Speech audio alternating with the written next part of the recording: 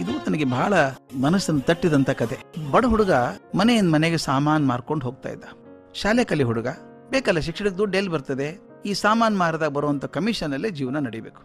ಒಂದು ದಿವಸ ಅವನ ಜೇಬಲ್ಲಿ ಒಂದು ಕಾಸು ಇಲ್ಲ. ಊಟಕ್ಕೆ ಹೆಂಗ್ ಮಾಡೋದು? ಯಾರು ಊಟ ಕೊಡ್ತಾರೆ? ಏನ್ ಮಾಡ್ತಾರೆ? ಮಧ್ಯಾಹ್ನ ಹೊತ್ತಿಗೆ ಕಣ್ಣಿಗೆ ಕತ್ಲೆ ಬಂದಂಗಾಯ್ತು.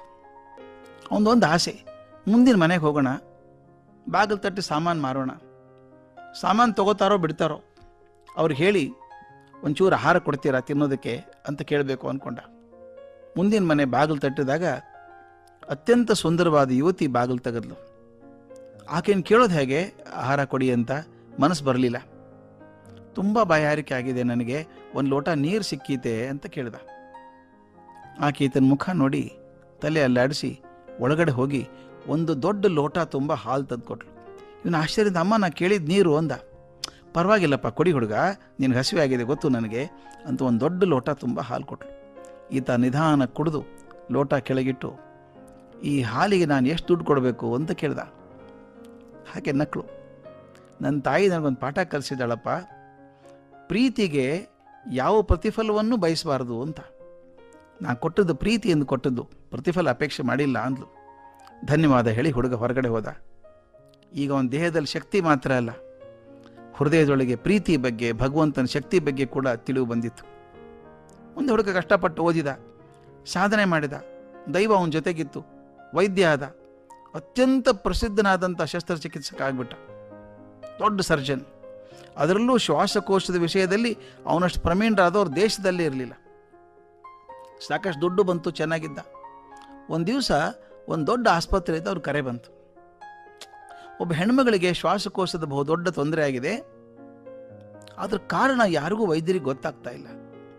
ಇದು ನೀವೇ ಅಥಾರಿಟಿ, ನೀವೇ ದೊಡ್ಡವರು, ದಯವಿಟ್ಟು ನೀವು ಬರಬೇಕು ಅಂತ ಕೇಳಿದರು. ಈ ದೊಡ್ಡ ವೈದ್ಯರಿಗೆ ಒಂದು ನಿಮಿಷ ಪುರ್ಸತ್ತಿಲ್ಲ. ಆದರೂ ಆಸ್ಪತ್ರೆ ಫಸ್ಟ್ ಕೇಳ್ಕೊತಾ ಇದ್ದಾರೆ, ಯಾವ ಊರಿನವರು ರೋಗಿ, ಅದು ಯಾವ ಊರಿನವರು ಅಂತ ಕೇಳ್ದ.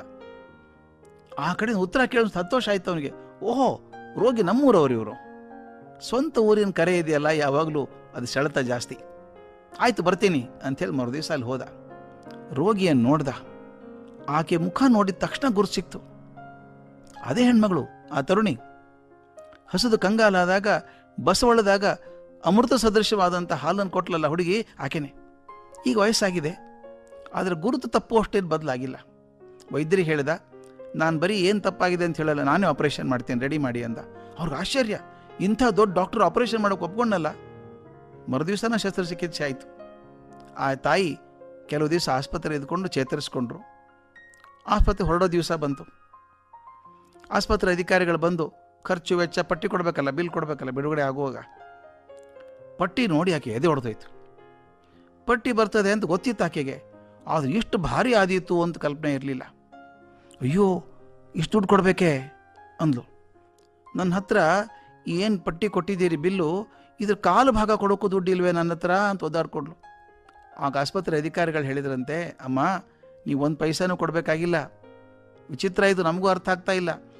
ನಿಮಗೆ ಶಸ್ತ್ರಚಿಕಿತ್ಸೆ ಮಾಡಿದ ಮಹಾವೈದ್ಯ ಇದ್ದಾನಲ್ಲ, ಅಲ್ಲಿಂದ ಬಂದು ಎಲ್ಲ ಖರ್ಚು ಅವರೇ ಬರೆಸ್ಕೊಂಡಿದ್ದಾರೆ ನೋಡಿ, ಕೊನೆಗೆ ಇಲ್ಲಿ ಏನೋ ಬರೆದಿದ್ದಾರೆ ಅಂಥೇಳಿ ಆ ಕಾಗದ ಮೂಲೆಯನ್ನು ತೋರಿಸಿದ್ರಂತೆ. ಅದರಲ್ಲಿ ಬರೆದಿತ್ತು ಸ್ನೇಹಿತರೆ, ನೆನೆಸ್ಕೊಂಡ್ರೆ ಕಣ್ಣು ಒದ್ದೆ ಆಗಿಬಿಡುತ್ತೆ ನನಗೆ. ಆ ಡಾಕ್ಟರ್ ಬರೆದಿದ್ದಾನೆ ಮೂಲೆಯಲ್ಲಿ, ಆಸ್ಪತ್ರೆ ಖರ್ಚೆಲ್ಲ ನಂದೇ. ಯಾಕೆಂದರೆ ಹಸಿವೆಯಿಂದ ಕಂಗಾಲಾಗಿದ್ದಂಥ ಒಬ್ಬ ಹುಡುಗನಿಗೆ ಪ್ರೀತಿಯಿಂದ ನೀಡಿದಂಥ ಒಂದು ಲೋಟದ ಹಾಲಿನ ಮುಂದೆ ಈ ಖರ್ಚೇನೂ ಅಲ್ಲ ಅಂತ ಹೇಳಿ ವೈದ್ಯ ಸಹಿ ಮಾಡಿದ್ದ. ನಾನು ಬಡತನದಲ್ಲಿದ್ದಾಗ, ಕಂಗಾಲಾಗಿದ್ದಾಗ ಒಂದು ಲೋಟ ಹಾಲು ಕೊಟ್ಟರಲ್ಲ, ಅದರ ಮುಂದೆ ನಾ ಮಾಡಿದಂಥದ್ದು ಏನೂ ಅಲ್ಲ ಅಂತ ಸಹಿ ಮಾಡಿದ್ದಂತೆ. ಈ ಮಾತು ನಮ್ಮ ತಲೆಯಲ್ಲಿ ಗುನುಗ್ತಾ ಇರಬೇಕು. ನಾವು ನಿರಪೇಕ್ಷೆಯಿಂದ, ಪ್ರೀತಿಯಿಂದ ಮಾಡಿದಂಥ ಸೇವೆ ನಮ್ಮನ್ನು ಯಾವತ್ತೋ ಎಂದೋ ಯಾವ ಕಾಲದಲ್ಲೋ ಕಾಪಾಡ್ತದೆ. ಅಪೇಕ್ಷೆಯಿಂದ ಮಾಡಿದಂಥದ್ದು ಯಾವತ್ತೋ ಕಾಪಾಡ್ತದೆ. ಆವಾಗ ಸೇವೆ ಮಾಡೋ ಅವಕಾಶ ಬಂದಾಗ ಪ್ರೀತಿಯಿಂದ ಮಾಡಿ, ಅಪೇಕ್ಷೆ ಬೇಡ.